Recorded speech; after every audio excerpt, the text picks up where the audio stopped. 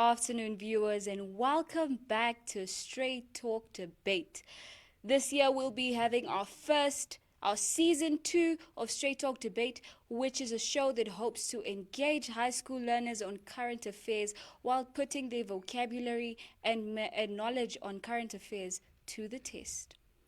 Today, we'll be having a very unorthodox style debate, as the nature of this debate will be a presidential style debate. As you will see, we have two learners representing each of their schools, respective schools, and only one of the two learners will be able to engage with you, our beloved viewers, today. The procedure for the debate are as follows. The debater from the proposition side will have a total of 6 minutes for their speeches, both opening and closing speeches, and there'll be a clap at the end of the first minute and a double clap at the end of the 5th minute. The same applies to the proposition speaker, which will then follow the opposition speaker, which will then follow our proposition speaker, my apologies, and POIs are then allowed in this period. Please, debaters, remember that POIs have to be respectful at all times. Additionally, viewers, remember that we have our Public's Choice Awards competition running, so please do make sure to comment the name of your favorite debater down below and engage with us so that we know what your standpoint is on the motion that will be mentioned in a few. Following the media report on the University of Namibia that claimed that all students have to be vaccinated before moving into the hostel, the motion for today's debate reads as follows. This House supports the legalization of mandatory vaccinations at tertiary institutions. We hope to see a lively debate as our viewers, as two of the top schools go head to head today. For proposition, we have Chairman Mao Zedong High School, and for opposition, we have Delta Secondary School. I'll be calling forth our speaker from Team Proposition, George Biwango.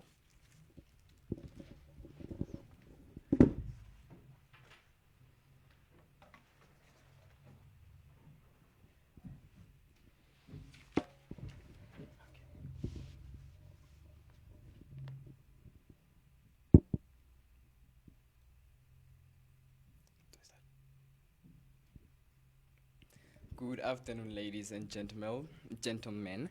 Today's motion is this House supports the legalization of mandatory vaccinations at tertiary institutions. Now, first and foremost, what does legalization even mean? Legalization is the action of making something that was previously illegal permissibly by law, while mandatory is something required by law, which means it's compulsory. All in all, this simply means that we as the government will make it obligatory for all tertiary institutions such as the University of Namibia, the Namibian University of Science and Technology, the International University of Namibia, amongst others, to ensure that their students, lecturers, and all other individuals that are at work at these institutions are vaccinated against the current global pandemic, COVID-19. The aim of making COVID-19 vaccines mandatory at tertiary institutions is to prevent patients or students who have contracted the coronavirus to prevent them from dying and becoming terminally ill.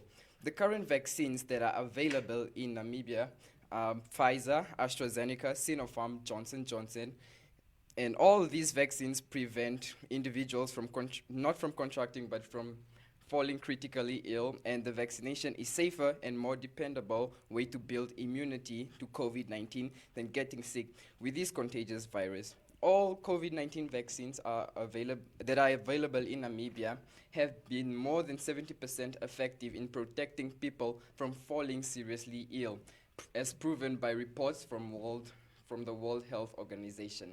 And even though the vaccines may have minor side effects, it is better to be protected against the virus than to be at full risk of contracting the virus and potentially even dying. No one wants to die.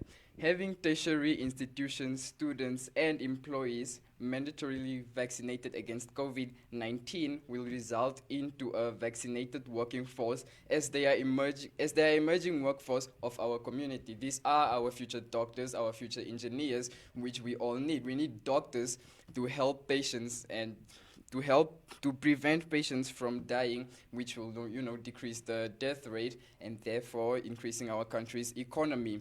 Mandatory requests at tertiary institutions will result in increase in number of vaccinated in the number of the vaccinated population, because tertiary institutions accommodate a large number of working population for the future, as companies both locally and internationally are in the process of requesting full vaccinations for employees and students, meaning to apply for an international scholarship, you will need to be vaccinated, since more countries want vaccinated people. Legalizing mandatory vaccinations at tertiary institutions will also build confidence amongst the public in the vaccines amongst the public at tertiary institutions in the vaccines and health authorities, and generate awareness by assisting in managing myths, misinformation, and thereby helping in developing people's trust and confidence to improve the acceptance and uptake of the vaccines. Furthermore, this will follow into less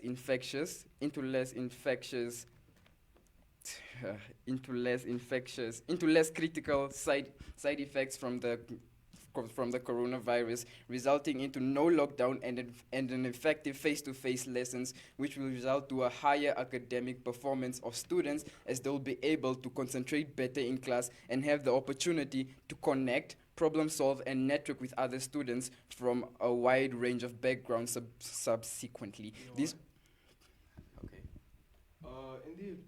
In the event of an adverse reaction to the vaccine, how would you be held accountable? I'll answer that in my closing speech. Mandatory vaccinations at tertiary institutions are in fact preparing us for future circumstance vaccinations. Vaccination cards will be one of our most important and highly required documents when it comes to application for both internationally and locally. The rumors and alleged dangers of the vaccines that are being spread about the vaccines are false and haven't been proven by the Ministry of Health and Social Services, neither the World Health Organization. To conclude my speech, what have I said as the speaker of the proposing team? Firstly, I stated that we will obligate vaccinations for all tertiary institutions, students, lecturers, and all other individuals that are employed at this establishment. Secondly, to create a future protected workforce to be in line with the international vaccine implications. And lastly, to abstain from any possible lockdown or restrictions for face-to-face learning. Thank you. Excuse me? No, I'm done.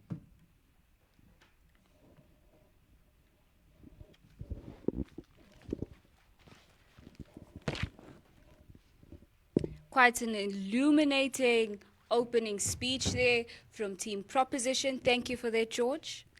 Now we will call upon Team Opposition's first speaker and only speaker, Tatenda.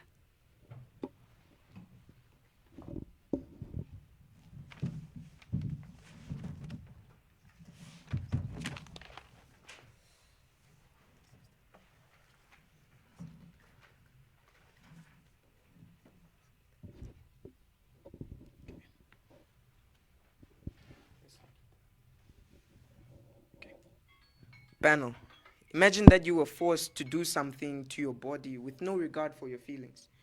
Imagine that your right to bodily integrity could be taken away on a whim and you could do nothing about it. This is the predicament that we find ourselves in Proposition's world, and we strongly oppose this.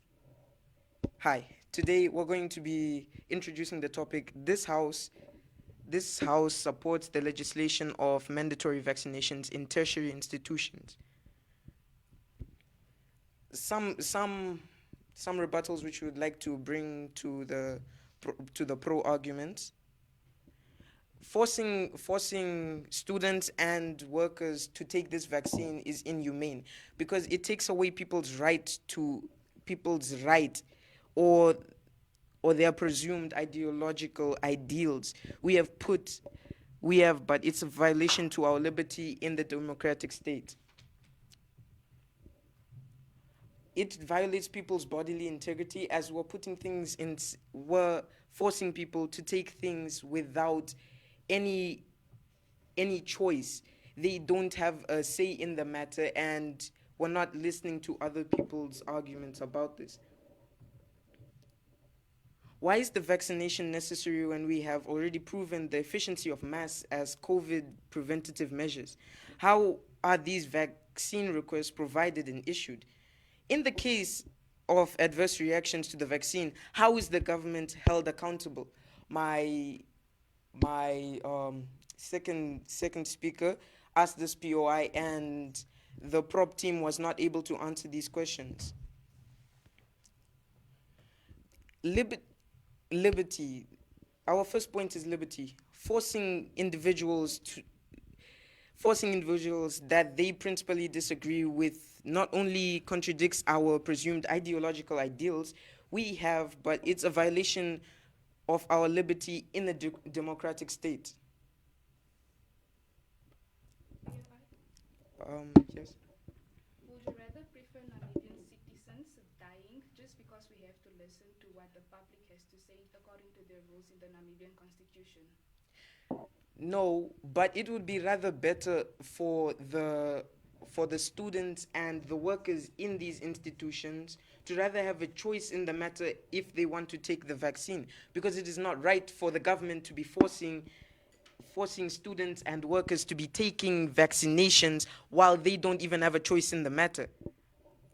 Such expulsion are extremely unjust and Machiavellian, which means a governmental system enforced by a leader to force their beliefs onto people. Such an image is not fitting of our country, nor does it provide our international partners with an image that is inviting.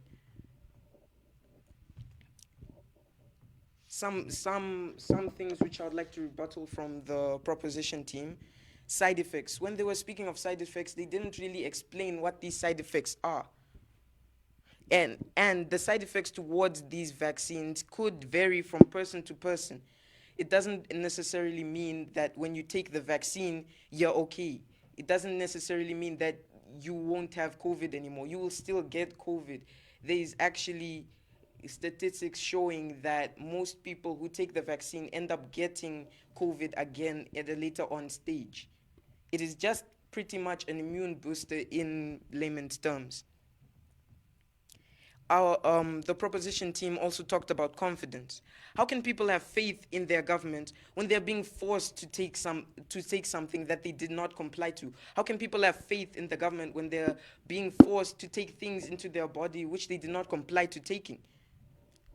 They also mentioned that this would take away myths towards this vaccine, but I feel that these myths would just be more imposed if they're trying to force people to take them. If they're not giving the people of their own country the choice to take these vaccines, then how are these myths going to be taken away? It just pushes these myths further.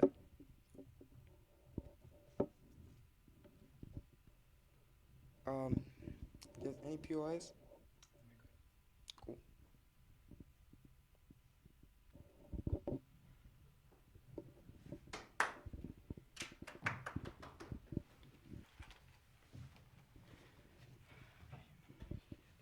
Quite an emotive opening there from Team Opposition, as he started with feelings in regards to this matter, and I think that's very important.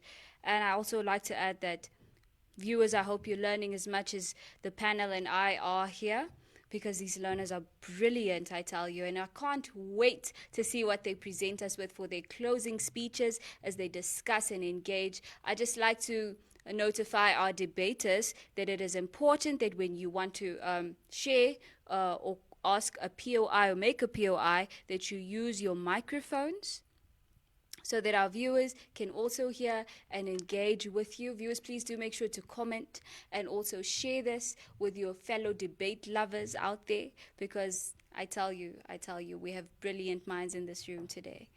But before we go into our closing speeches, Please stay tuned.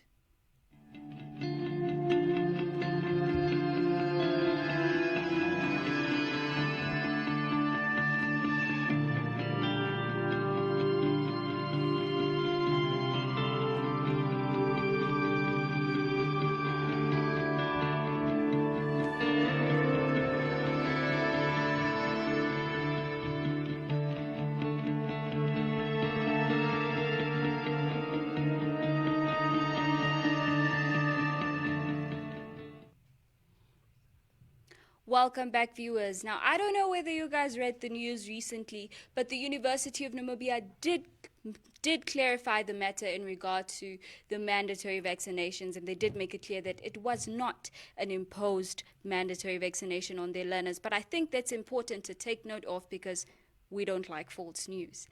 Also, now we'll be calling forth for the closing speeches. We'll be calling forth Team Proposition, George Biwango again, so that he can give us our closing speech and hopefully shed some more light on the matter.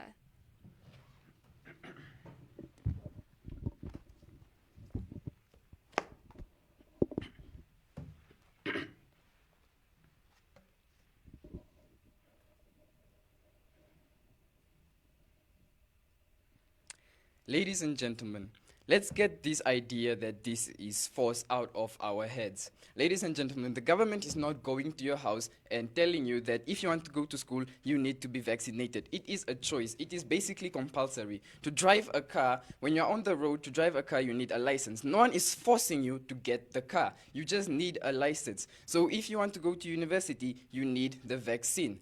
And also this helps you incredibly. Firstly, you'll be able to apply internationally, because since most countries now are accepting vaccine certificates. Without the certificate, no country will consider your application.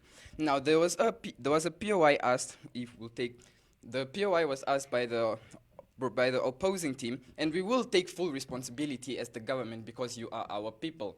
So we will take full responsibility if anything backfires, and we will pay for the funerals if anything goes wrong.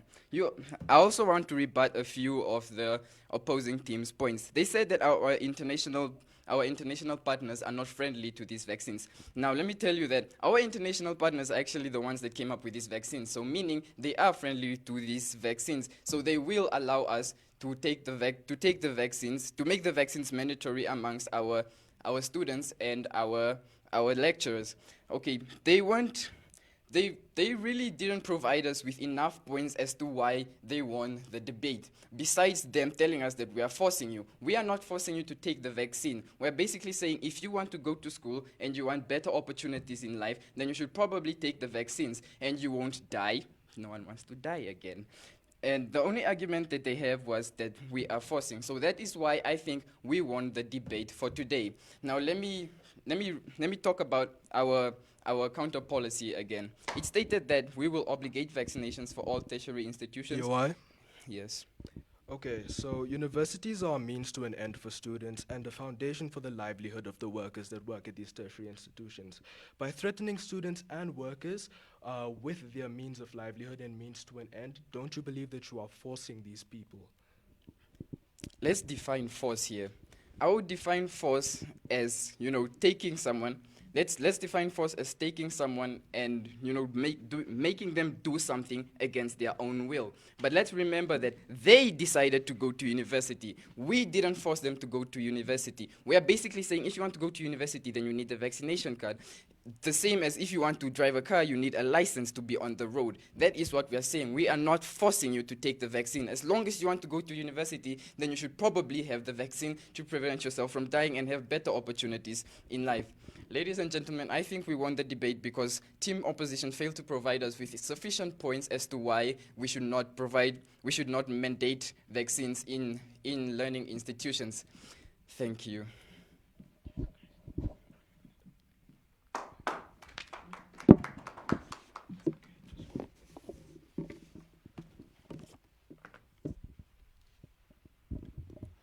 Might I add that things got a little bit heated in this closing moment?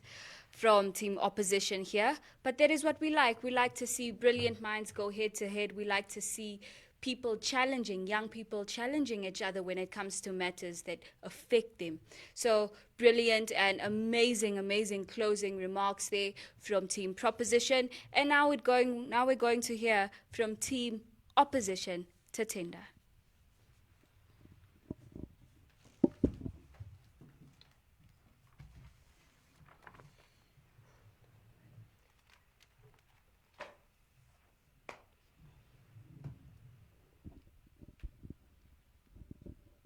Okay.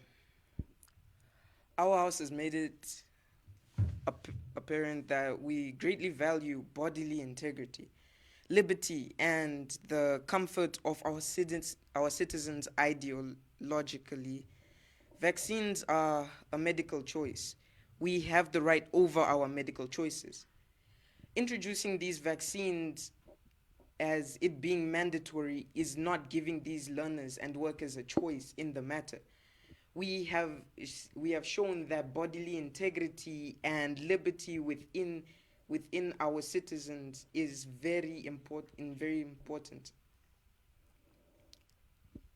He our our proposition has said they that they would pay for the funerals of any people who would die because of these. Would they rather have the people of their own country dying than fixing the problem at hand, than fixing the vaccine problem at hand? He also said that university was a choice, and for me to say that university is a choice is kind of a bad thing to say, as saying that going to university, it was your choice to make, and now we're forcing this vaccine on you. So rather than to get an education from a tertiary institution, and they would have to rather keep their secondary education. As we've already said, vaccines are a medical choice, and there's no other reason that they shouldn't be in tertiary institutions. Most tertiary institutions in other countries give learners and workers the choice to take the vaccine or continue wearing masks, sanitizing, and social distancing in public places. Why can't Namibia do the same in terms of the vaccine? We put the citizens' ideology on top of all, and we value the bodily integrity and liberty of these people. Thank you.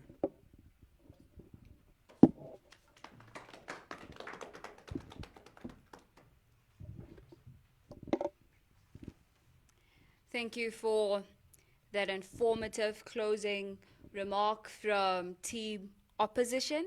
I think it's important to note that there are actually universities that have implemented, the mandatory vaccinations, and that you as our viewers also know that. I know that with the University of Free State, last year already, they implemented their mandatory vaccination policy where you may not set foot on the premises if you're not vaccinated. So, these statistics really bring things into perspective when it comes to these discussions so that we know how are things working at these places and how will we as young people, when you do have to go to these tertiary institutions, how will you feel about these matters? Will you then opt for online learning because it means that you don't have to be vaccinated due to your personal choices? Or will you then decide, okay, you're going to have to do it because, it's being imposed on you?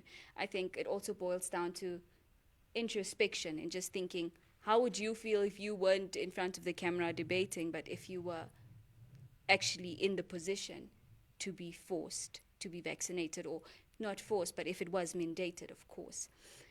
But now, ladies and gentlemen, we've come to the end of this day's debate. Catch us next week next week Friday again. But before then, let's go into a quick ad break, and then our adjudicator will come share who the winner is. I think we're all excited to know because I can't choose. I can't choose. So we'll let our adjudicator come and decide and give us some feedback on how the debate went. Please do stay tuned. Ladies and gentlemen, Yeah, welcome to another exciting edition.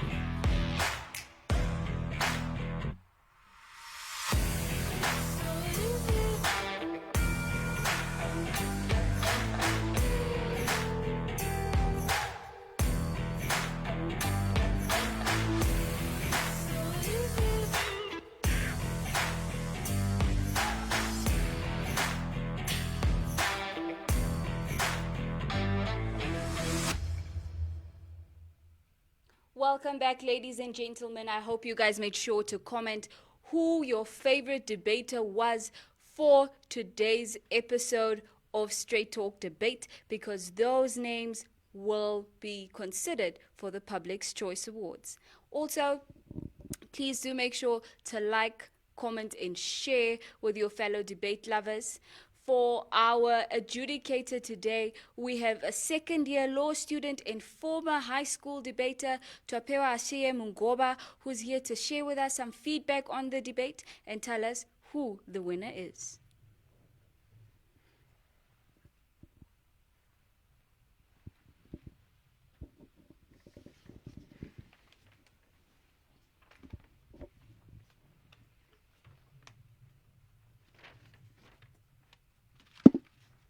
Good afternoon, Namibia. As introduced, my name is Twapewa Mungoba, and I'm a second-year law student and also a previous debater.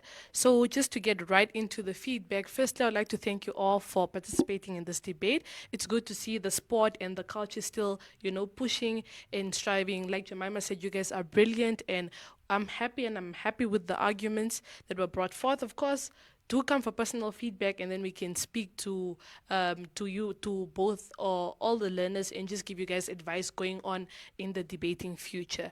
So the motion was introduced, the legalization of vaccination, and we've seen how vaccination, or the idea of vaccination, has become such a controversial topic within Namibia. Are we getting it? Are we not? Do I turn into a zombie when I take the vaccine? Do I not? A lot has been going on. So I'll just jump right straight into just minor and basic clashes, and then I'll identify the team that has won today's debate. So as I was sitting there, I looked at two main issues. Firstly, the end goal. In the long run, what's going to happen to the university environment? How does Namibia look like in the long run? And that is what I looked at. And then I also made a harms and benefits analysis to identify which house gave us more harms, which house gave us more benefits. When we look at the harms and benefits, proposition tells us that no, listen, there are side effects to this vaccine. It's not healthy.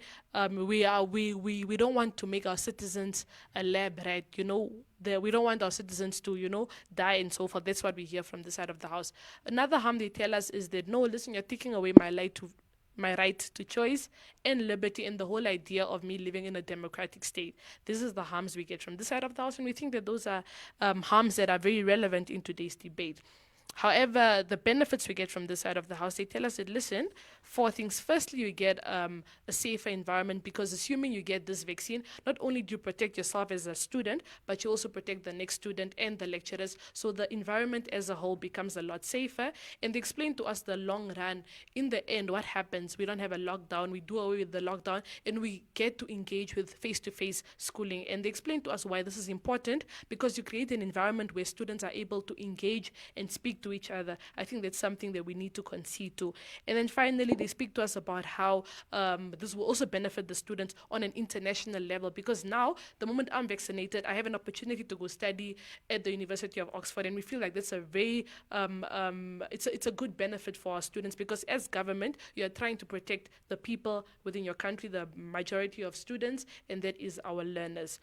So with that said, I think Yes, with that said, we have given the debate two-side opposition proposition because we believe that in the long run they were able to prove to us what happens. From opposition side, okay, fine, give this learner their right to choose, but what happens in the long run? Are we ensuring their safety? Are we ensuring that they have an opportunity to go study in Oxford? Are we ensuring that we create an environment where teachers and lecturers are able to have a conducive learning environment? I lack that from the side of the House, hence why the debate was given to team opposition. Congratulations, and I do urge you both to come to me for personal feedback, just to work on structure. But I'm really happy to see us engaging in such issues that we have been fighting for so long. So yes, thank you very much.